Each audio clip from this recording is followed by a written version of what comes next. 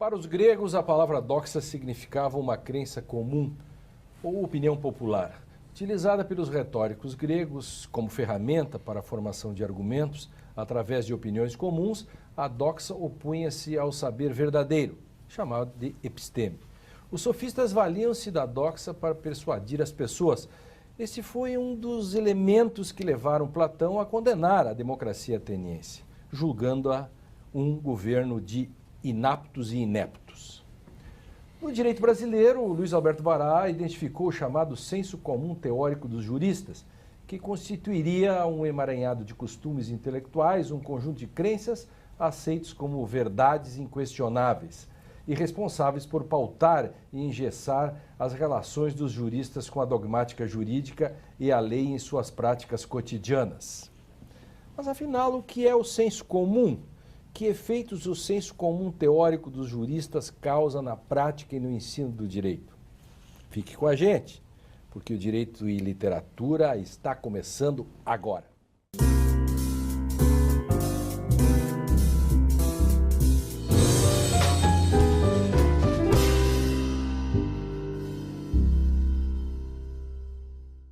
Olá, a partir de agora você acompanha um debate feito por renomados intelectuais de diversas áreas do conhecimento. Eles vão nos ajudar a entender questões que atravessam o direito e a sociedade contemporânea por meio de obras literárias.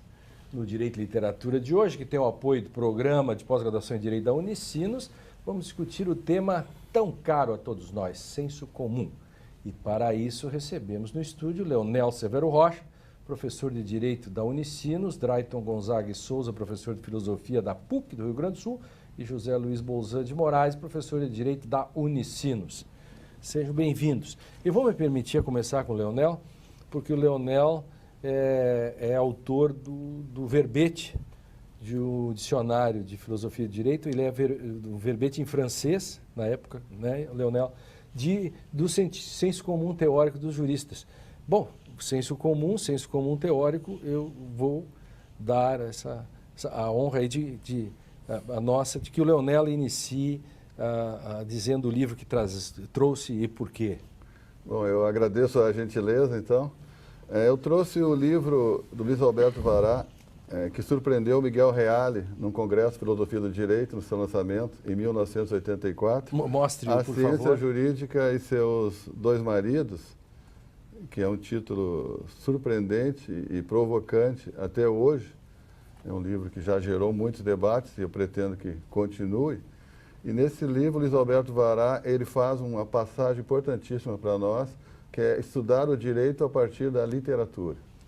Pois, lá estava o início. Sim, acho que no Brasil foi o precursor, né? Porque ele utiliza um livro extremamente famoso e conhecido do Jorge Amado, Dona Flor e Seus Dois Maridos, com uma metáfora para colocar a oposição dialética que existe no direito entre a razão e a afetividade, né? E eu lembro que o Vará trabalhava muito um autor francês chamado Gaston Bachelard, que falava a dicotomia entre o homem da noite e o homem do dia. Da noite era mais poeta, do dia era mais cientista. E, de alguma maneira, ele tentava pensar isso como se a Dona Flor, o personagem feminino, que é extremamente importante para o Vará, porque o feminino é um lado crítico que existe dentro da literatura, já que a sociedade da época dele era muito mais conservadora que hoje, e usar a Dona Flor como uma ambivalência constante, né, nessa história que o Jorge Amado conta muito bem, entre os seus dois maridos, né, entre o Teodoro, que é uma pessoa mais conservadora, tradicional, cheia de regras, e o Vadinho, que é o malandro, que é o herói, que é aquele que sempre tem uma abertura maior para o prazer e o desejo. O contraponto da dogmática jurídica tradicional e a teoria crítica. Certo. E, de alguma maneira, essa ideia do Vará vê a Dona Flor como uma espécie de senso comum, né? Quer dizer, uma espécie de um cotidiano existencial onde o prazer, né, é permitido. Uhum. De alguma maneira, o jurista tradicional ele é contra a ideia de afetividade. E essa ideia é desenvolvida muito bem porque o Vará se identifica como um personagem que está entre a Argentina e o Brasil, né? Como nós falamos um pouco antes, com problema até na sua linguagem, né, que a linguagem varatiana tem uma gramática varatiana própria, onde ele não chega jamais a dominar completamente o português, abandona um pouco o espanhol e constrói um senso comum varatiana. É verdade. Para produzir essa crítica que é a partir da literatura, do romance, da psicanálise ao direito. Perfeito. Eu passei esse livro, eu fazia doutorado à época e passei ele do portunhol ou espanhol para o português. E o Vará também inventou, no fundo, porque não falava bem o português, a famosa cachanga real, aquela questão que eu escrevo muito sobre isso, que é uma brincadeira, mas que hoje se usa, por exemplo, para falar sobre princípios e o uso abusivo dos princípios, era cachangá, escravos de Jó que jogavam cachangá, quando eu não sabia falar, falava cachangá, cachanga, virou cachanga, que na verdade por um problema de linguagem. O Bachelard, que é o autor que o Vará usava no início, propunha sempre uma separação entre o senso comum, a opinião e a ciência, que seria feita a partir de um corte epistemológico. Isso foi seguido por um autor marxista francês, chamado Louis Althusser, claro, que criou toda uma crítica da sociedade a partir desse corte. Só que para não ficar retornando ao senso comum, o Althusser falava em senso comum teórico, linha que o Vará também seguia. Perfeito. De Vará aos gregos. Então eu escolhi para nosso jeito de literatura de hoje uma obra de Platão chamada Criton.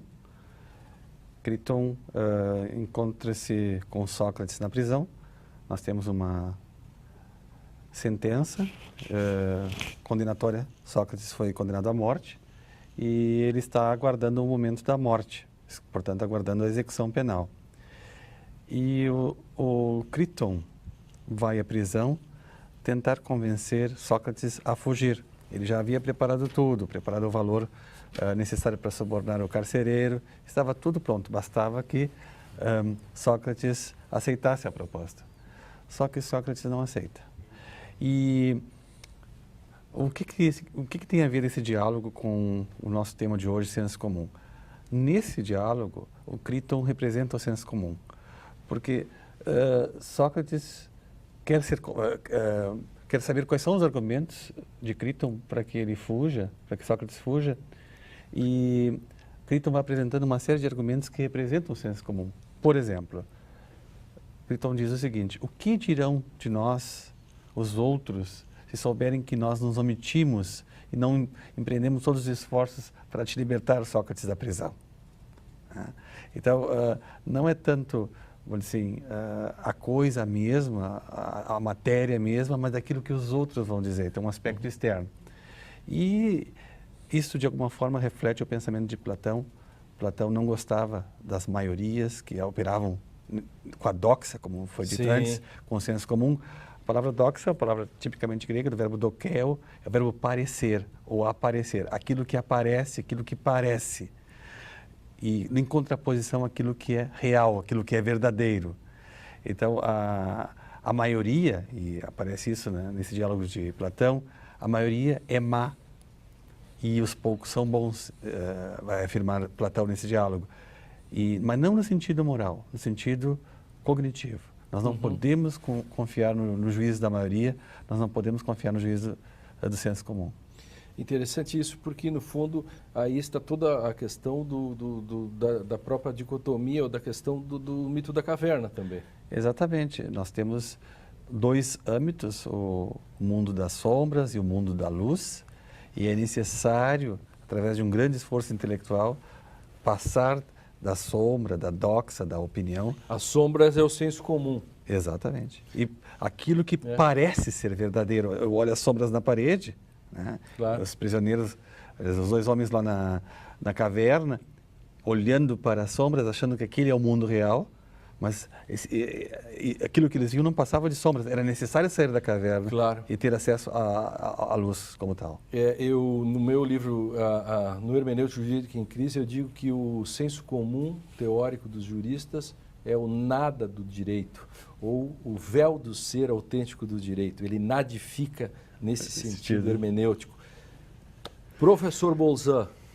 Bom, eu também trouxe preferi um autor talvez o maior autor brasileiro. Sem dúvida. Machado de Assis. Bota ele mais retinho assim para o nosso O Alienista, que é o pessoal da literatura diz é um conto longo, um conto extenso, ou uma novela, quer dizer, não tem, mas o que me parece interessante, não só pelo período, quer dizer, é um conto do final do século XIX, no período do positivismo, do desenvolvimento de todo o debate sobre Comte e companhia, e ele vai tratar aqui da história, né, em torno do Simão Bacamarte, que é um doutor, e que cria a Casa Verde, preocupado, né, em descobrir quem são os loucos da cidade, e tratar esses loucos, estudar a loucura. Né? E aí, nessa busca, ele passa de um espectro, né, de uma atitude considerada louca, insana, para uma outra, exatamente a inversa, que também poderia ser. E com isso ele vai internando as pessoas, né, os membros da comunidade, a comunidade reage a essa internação compulsória e ele volta atrás, e ele também a Casa Verde, ela é financiada pela comunidade, pelo próprio município, né, no caso, pela poupança pública, né, e a discussão em torno dessa situação, ou seja, do relativismo da ciência, do que é verdade, o que não é verdade, se uma forma de agir é loucura, outra forma de agir é loucura, e afinal de contas, o que é loucura, né? Quem são os loucos, né?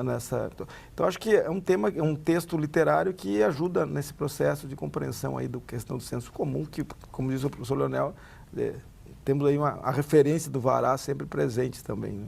E depois, afinal, quem são os loucos, né? Porque, de repente... Claro. A ideia do que diz que os outros são loucos também é louco. Sim, e aí... que ele próprio se torna, quer dizer, ele acaba, primeiro são uns, depois são os outros com comportamento exatamente o contrário daqueles primeiros, depois, na realidade, no fundo, ele mesmo acaba se internando, né, no seu próprio hospício. Quer dizer, essa construção literária do Machado de Assis é impressionante, né, no período também, e ela vem exatamente permite que a gente faça essa interpretação. E, então, temos o Vará com a Dona Flor e seus dois maridos, a dogmática jurídica, digamos assim, o senso comum, que é aquele lugar, um namoro